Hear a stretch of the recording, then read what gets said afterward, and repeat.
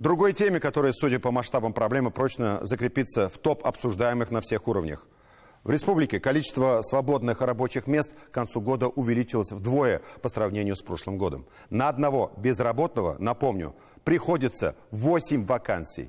И это при том, что предлагаемые зарплаты выросли на 30%. А специалистов все равно нет. И это не только рабочие профессии или инженерные специальности. В лидерах спроса управление персоналом, административная работа и сфера развлечений. И это при том, что традиционно дефицитные в плане кадров сферы образования, медицины, сельского хозяйства так и не смогли заполнить свои пробелы. Ведущие заводы также испытывают кадровый голод. Да что говорить о высококвалифицированных кадрах, требующих многолетней подготовки. В Казани уже некому убирать улицы. Для выполнения норматива необходимо набрать более 3000 дворников.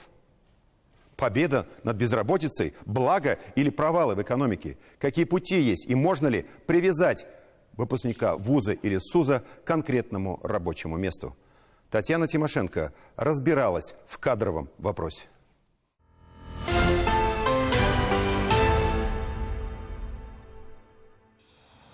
Рука товарища Кирова, выпускника Казанского механико-технического училища и строителя советской промышленности, оптимистично указывает вперед, да только будущие молодые специалисты расходятся кто влево, кто вправо. Официально свободных вакансий в республике 45 тысяч. На производство требуется почти 8 тысяч человек, в строительстве не хватает 4 тысячи, транспорт 3 тысячи и примерно равные доли по 2 тысячи вакансий в сфере продаж бытового обслуживания, здравоохранения и образования. Кадровый голод заставляет вспомнить былое, практику отработки потраченных бюджетных средств на обучение так нужных специалистов. Ты представляешь, они меня послали в эти озерки. Так очень хорошо. А что хорошего, я туда не поеду. Почему не поедешь? Я отказался и буду ждать направления в Арктику. Ах, вот оно что. Вот когда у тебя будет 3 сыновей, вот тогда ты им скажешь, что я очень хотел работать в тундре, а еще больше хотел работать в Арктике. Но меня послали в озерки, и я проработал там всю свою жизнь, потому что так было нужно. Нехватка тех, кого никаким роботом не заменить, учителей в республике около 2000, и цифра эта постоянно из года в год. Сейчас в общей сложности специальность учитель за государственный счет получают 1800 студентов. Если они все придут через 5 лет к нам, мы закроем наши вакансии, у нас не будет такого, что нехватка кадров. Но, к сожалению, мы понимаем, что бюджет принимается без обязательств. Министерство образования достаточно большой прогнозный вот такой мониторинг ведет на 7 лет. То есть сколько будет, что будет, как будет, над чем надо работать нам. И уже в 2016 году стало понятно, что будет уменьшаться, то есть увеличивается количество нехватки педагогических кадров, нам надо что-то делать. И, соответственно, было принято решение Раисом нашей республики, Рустамом Нургалиевичем, в то время президентом, что на уровне республики мы имеем возможность подготовить наших педкадров. Механизм целевого обучения на средства бюджета выглядит так. Абитуриент заключает договор с работодателем на весь курс обучения, тот, в свою очередь, обязуется поддерживать его выплатами все годы. Договор на обучение при поступлении заключается с вузом. По его окончании молодой специалист отбывает к месту работы с обязательством отработки в несколько лет. Но за 5-6 лет учебы жизненные обстоятельства могут кардинально измениться, нарушив первоначальные планы. Есть великолепное место в Молдавии, чудная больница. Я не выношу жары. Ну, не нравится. Есть Урал, горы. Карабкайся сам, если тебе нравится. Да что мы, пешки, в конце концов. У меня свои планы. Я хочу жить в Ленинграде. Ты не гипотетически. Целевой набор стал целевым обучением, и это больше про трудоустройство, а не про диплом на полке. Так, например, в Казанском федеральном университете на 650 бюджетных мест по разным направлениям поступило только 450 человек.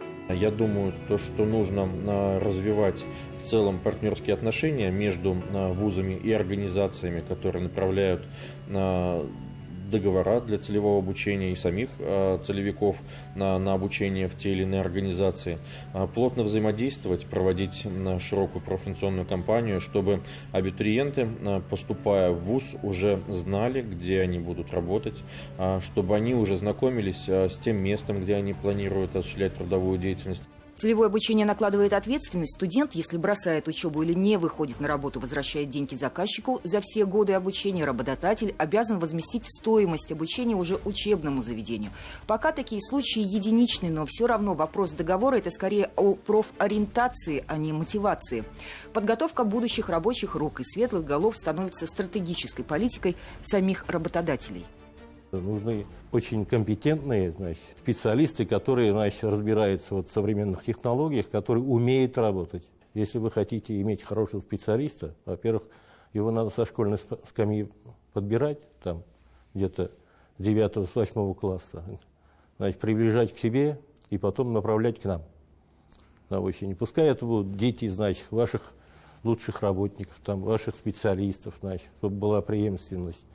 Пускай и направляйте вот этих ребят, девчат к нам на учебу, выплатой стипендий, с поддержкой. Что они должны чувствовать, что они уже кому-то нужны. Вот это главное. Кадровый вопрос – это запрос на долгосрочную перспективу в масштабе экономики, требующей гибких решений. На базе научно-технического прогресса обеспечить, высвобождение людей на одних участках и направить их на другие, где они востребованы. Это вот как раз естественное решение этой проблемы. Ну и второе, конечно, я думаю, это очень аккуратная миграционная политика. У нас еще потенциал есть где? Кого можно задействовать? И кто хотел бы работать, конечно. Это женщины и пенсионеры.